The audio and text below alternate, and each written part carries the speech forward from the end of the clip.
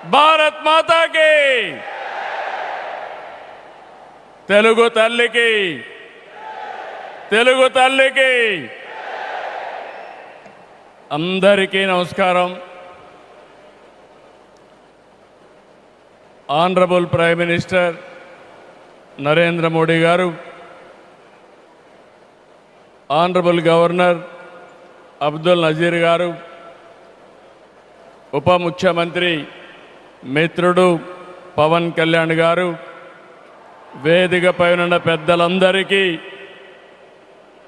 ఈరోజు Alluri Sitaramaraju international airport సందర్భంగా ఉత్తరాంధ్ర ప్రజలందరికీ ముందుగా శుభాకాంక్షలు.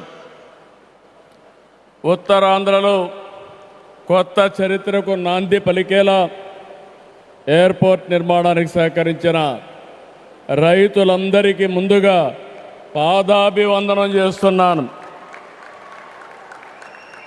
మీరు కేవలం భూములు మాత్రమే ఇవ్వలేదు, ఉత్తరాంధ్రకు బంగారు భవిష్యత్తు ఇచ్చారు. నేడు ఉత్తరాంధ్రకి ఇంటర్నేషనల్ ఎయిర్పోర్ట్ వచ్చింది. ఉత్తరాంధ్రకి అంతర్జాతీయ ఐటీ దిగ్గజం గూగుల్ వచ్చింది. ఉత్తరాంధ్రకి ప్రపంచ స్థాయి స్టీల్ కంపెనీ ఆర్సీఆర్ మిత్తల్ వచ్చింది. ఇంకా ఎన్నెన్నో. ఇవన్నీ ఎలా వచ్చాయి? ఒక్కసారి మీరు ఆలోచించుకోవాల్సిన అవసరం ఉంది. 2 ఏళ్ల క్రితం విధ్వంసమైన రాష్ట్రం. ఆ రోజు నేను, పవన్ కళ్యాణ్ గారు, నరేంద్ర మోడీ గారి నాయకత్వంలో మీ అందరికీ ఒక హామీ ఇచ్చాం. రాష్ట్రాన్ని పునర్నిర్మాణం చేస్తామన్నాం, నిలబెట్టుకున్నాం. మోడీ గారి చేతుల మీదుగా ప్రారంభించుకున్న ఎయిర్పోర్టు ఉత్తరాంధ్రకు ఒక మణిహారం.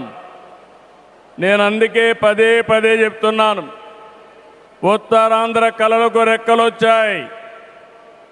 ఎర్ర బస్సు రాదన్నారు, ఎయిర్ బస్సు వచ్చింది.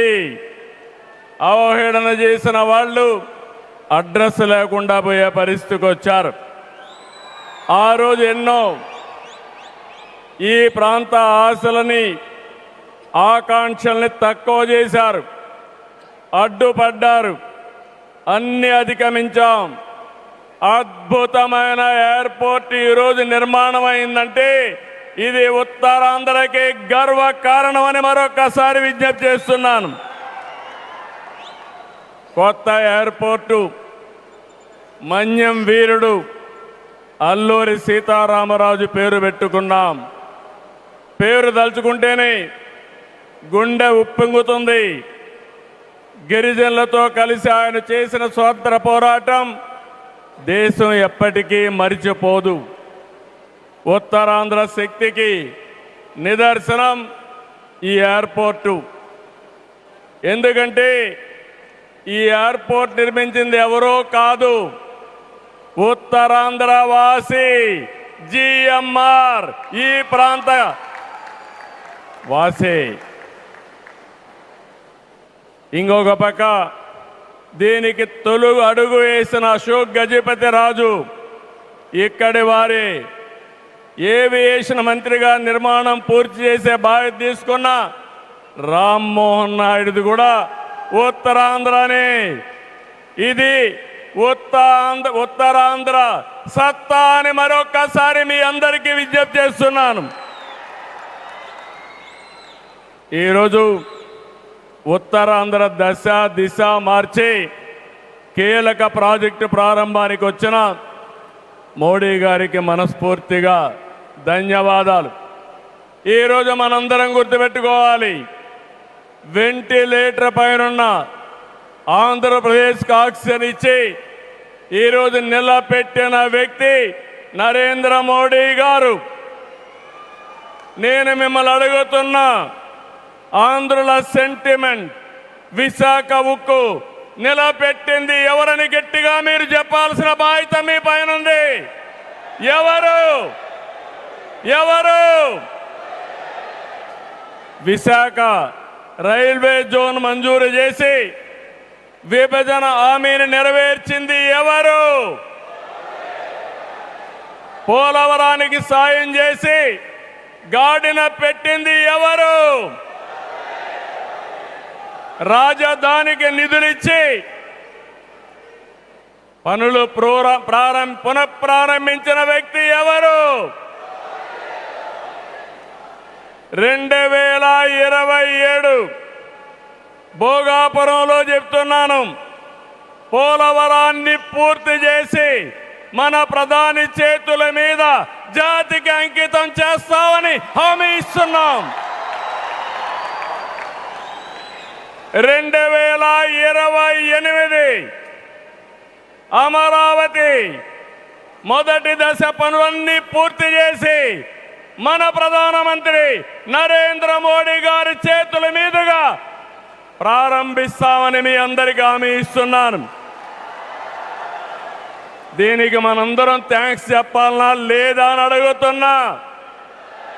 చెప్పాలనా లేదా అని అడుగుతున్నా. థ్యాంక్ యూ, థ్యాంక్ యూ, ధన్యవాదాలు, ధన్యవాదాలు. ఏఎస్ఆర్ ఎయిర్పోర్టు 2703 ఎకరాలు, 5641 కోట్ల రూపాయలు అద్భుతంగా వచ్చింది. ఎయిర్పోర్టుని ఫ్లయింగ్ ఫిష్ ఆకారం నిర్మించారు. మన తీర ప్రాంతాన్ని ఇది గుర్తు చేస్తుంది.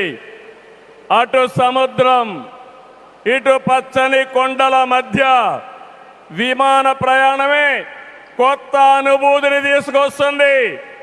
నేను చాలా విమానాశ్రయాలు చూశాను, కానీ భోగాపురం ఒక ప్రత్యేకమైన ఎయిర్పోర్ట్ అని మరొకసారి